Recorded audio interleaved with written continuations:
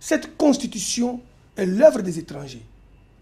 Et quand vous la prenez, vous la lisez, vous allez trouver plusieurs tares qui rendent nos frontières poreuses, qui rendent nos institutions infiltrables, qui rendent nos postes passibles à n'importe qui pour les diriger. Vous oubliez Makila avec sa motion dans nos institutions, qu'on puisse renvoyer tous les députés de double nationalité et des nationalités étrangères. Où est partie la motion Makila? Le moratoire de Makila sur la nationalité. La base de l'évocation de Makila à l'époque, c'était cette constitution. Okay. Je salue Makila, bien qu'aujourd'hui en opposition. José Makila. J'ai toujours du respect envers cet homme qui a toujours parlé de la vérité quand il veut parler de la vérité, comme un Mungala qui se respecte. Okay. Je le salue là où il est. À cette époque, nous le suivions.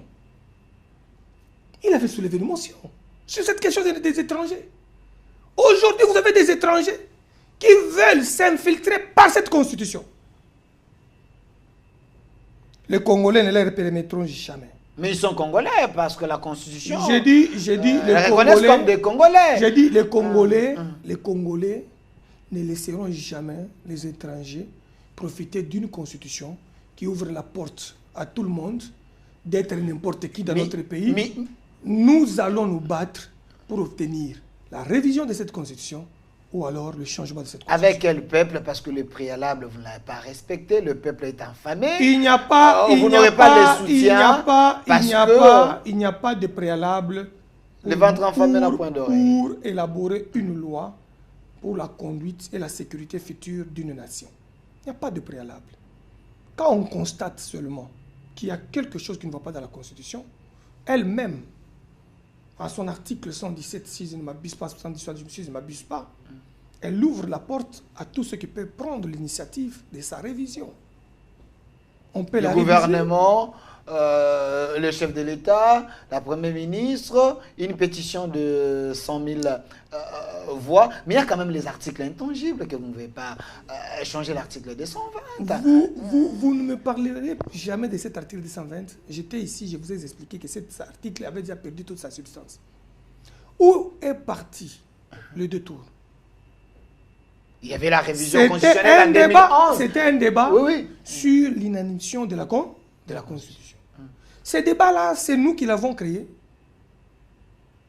Nous qui avons battu contre-campagne. On était contre cette Constitution. Ceux qui avaient lancé le contre-campagne contre cette Constitution. Malheureusement pour nous, nous n'étions même pas enrôlés pour participer au référendum.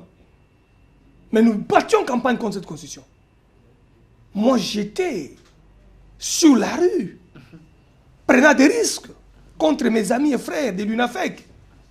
J'ai raté la mort dans la campagne contre cette constitution, à la Katouba, dans une voiture, ou alors un bus Yas, avec Tabou, Mwindilembe, où nous étions encerclés, parce que nous battions campagne contre cette constitution. Le bus était encerclé. On allait nous lapider. Par la clairvoyance, on avait aidé les chauffeurs à ne pas être touchés. Et le véhicule était parti. On s'est retrouvé chez Tabou Mwindilembe en vie. À cause de cette constitution. Cette constitution n'est pas nôtre. Cette constitution favorise la gestion des escrocs à la tête des institutions. Vous dites. Cette constitution favorise la tête des escrocs, des bandits à la tête des institutions. Allez-y voir d'abord le mode électoral. Les députés provinciaux avec les gouverneurs qui sont élus. Dis-moi, qui est ce gouverneur qui a été élu parce qu'il a fait un discours? Il n'y en a pas. Il n'y en a pas. Je l'ai dit avec force, M. Delphin. C'est grâce ou à cause de cette constitution que nous avons des gouverneurs élus par corruption.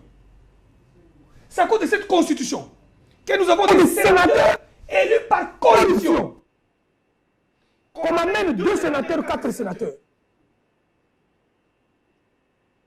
qui vont dire qu'eux n'ont pas donné les moyens. J'étais candidat sénateur. J'ai participé au pourparlers avec les députés. Quel est le mécanisme d'empêcher ces députés provinciaux-là de ne pas être corrompus pour avoir des sénateurs? Quel est le mécanisme constitutionnel que vous avez prévu? Parce que la loi électorale est faible.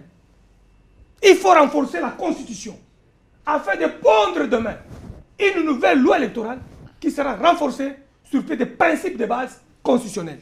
Merci. Aujourd'hui, les députés provinciaux sont élus par des mécanismes éhontés, des mécanismes de corruption.